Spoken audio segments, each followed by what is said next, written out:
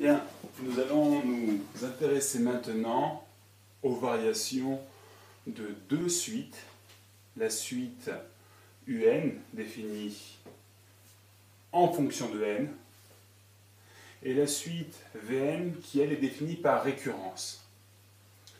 Pour pouvoir étudier les variations en première ES, en général on passe par l'étude du signe de UN plus 1 moins UN. L'écueil que rencontrent les élèves habituellement, c'est qu'ils ont tendance à mal gérer le UN plus 1. UN plus 1 moins UN, il ne faut pas confondre UN plus 1, où c'est l'indice qui vaut N plus 1, et UN plus 1. Ici, on va éviter cette erreur, et quand on s'intéresse à UN plus 1, il faut remplacer dans l'expression normale tous les n par n plus 1 entre parenthèses pour éviter toute erreur de signe et de développement. Donc ça va nous faire moins n plus 1 au carré, moins 2n plus 1, plus 7, moins un. Donc moins, attention, on va marquer un entre parenthèses, encore une fois, pour éviter les erreurs de signes qui sont si vite arrivées. Alors, n plus 1 au carré, c'est une identité remarquable, ça va me faire n au carré plus 2n plus 1, et comme j'ai un moins devant, eh bien ça va changer tous les signes. Je vais donc avoir moins n carré, moins 2n, moins 1. Moins 2 fois n plus 1, ça fait moins 2n, moins 2. Moins 2n, moins 2. Le 7, lui, n'a pas bougé. Moins devant ces parenthèses-là, ça va faire... tous les signes vont changer. Moins n carré devient plus n carré. Moins 2n devient plus 2n. Plus 7 devient moins 7. Et là, on voit qu'il y a beaucoup de simplifications qui vont s'offrir à nous.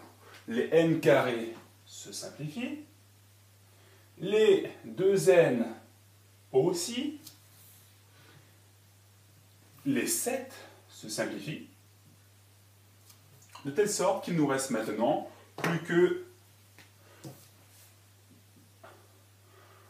moins 2n, moins 3. Il me faut étudier le signe de un plus 1 moins un. Donc là, il va falloir que j'étudie le signe de moins 2n moins 3. Je veux savoir quand est-ce que c'est positif, quand est-ce que c'est négatif, et ça va me permettre donc de pouvoir dire si ma suite un est croissante ou pas. Là, ce qui m'intéresse, c'est de connaître le signe de moins 2n moins 3 sur grand N, car mon indice petit n, il appartient à grand N. Mon indice petit n est un entier naturel, donc un entier supérieur ou égal à 0. Donc moi, ce que je sais, c'est que n est supérieur ou égal à 0. Donc ça veut dire que moins 2n, eh bien, je prends cette inégalité-là et je multiplie à gauche, à droite par moins 2. Moins 2 est un nombre négatif, ça va donc changer le sens de mon inégalité. Et 0 fois moins 2, ça fait 0. Maintenant, je retranche 3. Et ça va me faire moins 2n moins 3, inférieur ou égal à moins 3.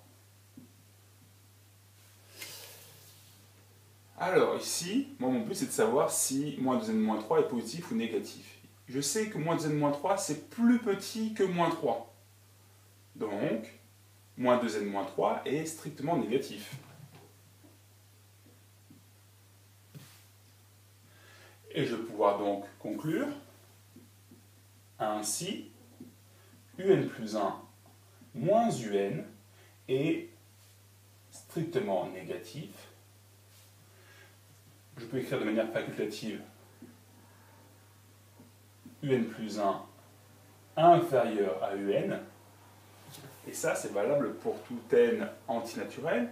Donc en fait, chaque terme est inférieur au terme qu'il précède. Donc plus j'avance, plus mes termes vont être de plus en plus faibles, de plus en plus petits. Donc j'ai affaire à une suite qui est décroissante. Donc UN, je parle de la suite UN, donc je marque ça entre parenthèses. Et là, c'est pas juste décroissant, c'est strictement décroissant, car l'inégalité ici est stricte. La suite, elle est strictement décroissante.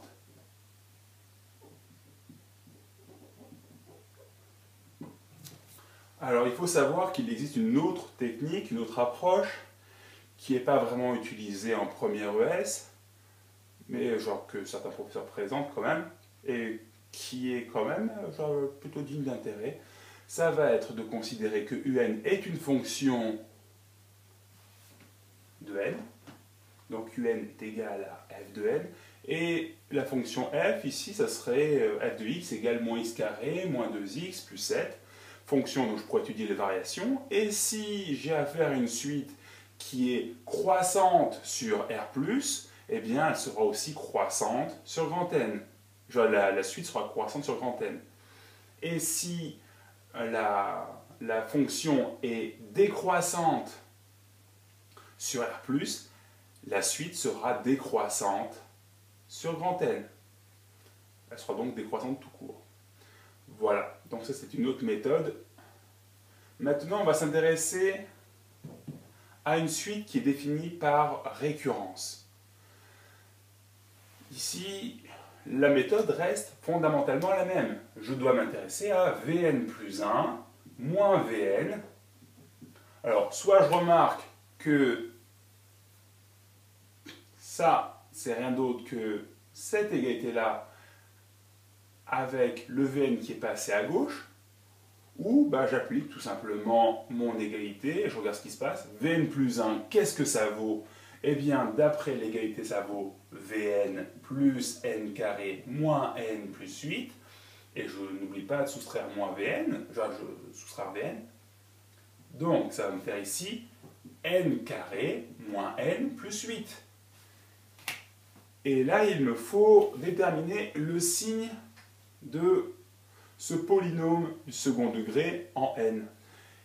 Eh bien, pour connaître le signe d'un polynôme du second degré, je ne vais pas passer par une méthode comme ça, qui est tout à fait adaptée pour une fonction affine, mais qui va avoir beaucoup de mal à passer pour genre sur un polynôme du second degré. Eh bien, je vais utiliser ce que j'ai vu en début d'année. Je vais prendre le delta de mon expression, et je vais m'en servir pour me prononcer sur le signe de ce polynôme.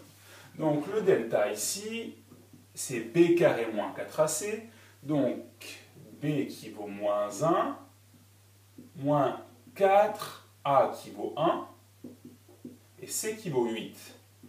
Ça me fait donc 1 moins 32, ce qui fait moins 31. Autrement dit, ce polynôme-là, eh bien, il ne s'annule jamais. Il sera donc toujours du signe de A, et donc, je sais qu'il va être strictement positif. Donc, n carré moins n plus 8, toujours du signe de A égale 1. Donc, n carré moins n plus 8, strictement supérieur à 0. Donc, Vn plus 1 moins Vn, strictement supérieur à 0. Donc, ça veut dire que Vn plus 1 est plus petit que Vn, est plus grand que Vn. Et donc, j'ai affaire à une suite qui est croissante, strictement, car l'inégalité ici est stricte. Donc, Vn, la suite Vn, est strictement croissante.